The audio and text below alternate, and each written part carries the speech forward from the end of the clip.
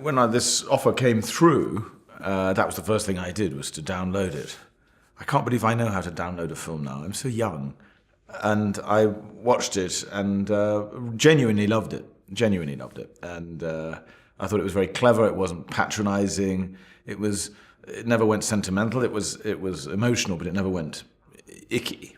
And I liked the script they'd sent. And then I said, well, I just better meet Paul King to make sure I don't hate him. And I loved him, so it was easy.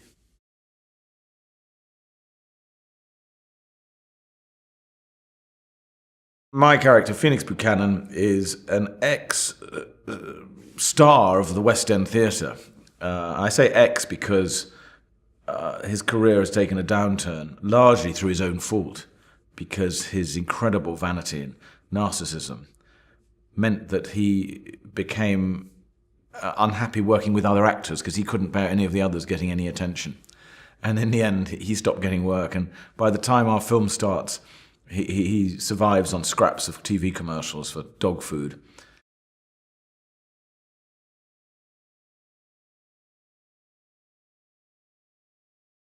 And my only guide was the first Paddington, which I loved. And then in terms of how broad to make my character, well, talking about costumes to Paul King, and he kept saying, bigger check suits, madder hats. I thought, okay, well, it can be quite big.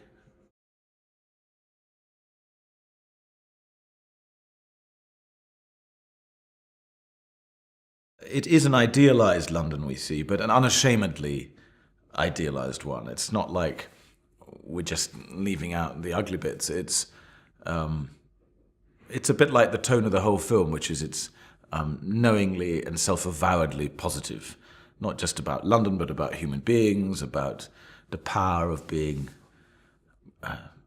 decent and well-mannered in the way that Aunt Lucy taught Paddington to be, and how if you are that, things will come right.